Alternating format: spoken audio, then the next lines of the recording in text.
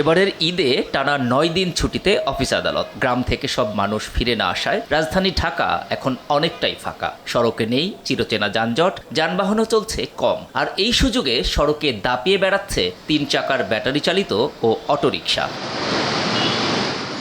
ভাড়া কম ও গণপরিবহনের বিকল্প হিসেবে রিকশার উপর ভরসা করছেন নগরবাসী। কিন্তু প্রায়ই ৩ চাকার বাহনটি ঘটাচ্ছে দুর্ঘটনা। যাত্রীরা বলছেন, ফাঁকা রাস্তায় অটোরিকশায় যাতায়াত উপভোগ্য হলেও অতিরিক্ত গতি ও রাস্তার মাঝখান দিয়ে চলায় আতঙ্কে থাকেন তারা। রিকশাতে জার্নিটা খুবই ভালো লাগতেছে এখন। ফাঁকা থাকার কারণে আমার একটু উপকার হচ্ছে, দ্রুত গন্তব্যে যেতে পারতেছি। এটা আবার অ্যাক্সিডেন্ট হয় বেশি। অতিরিক্ত গতির কারণে দুর্ঘটনা ঘটে, মানতে নারাজ চালকরা। তবে যানবাহনের ব্যস্ততা বাড়লে গলিতে ফেরত যাওয়ার কথা জানান তারা। রাস্তা ফ্রি থাকলে গতি বাড়তি থাকে, চারিদিকে অনেক গাড়া থাকে আর কি, ভাঙাভাঙি থাকে আর কি, ওই কারণে একটু ডানি চাই পাই। এখন গাড়ি ঘোড়া কম বিধায় এইভাবেই আসতেছে। নগরবাসী বলছেন, অটোরিকশার জন্য নীতিমালা প্রয়োজন। সরকার এখন একটা নীতিমালা করা প্রয়োজন, একটা নির্দিষ্ট নিয়ম অনুযায়ী ওরা চলবে। সেখানে যদি তারা আইন ভঙ্গ করে তখন ট্রাফিক পুলিশ দ্বারা শাস্তির বিধান করা উচিত।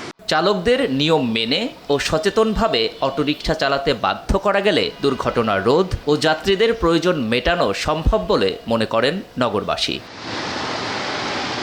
GM Mahmud, RTV, Dhaka.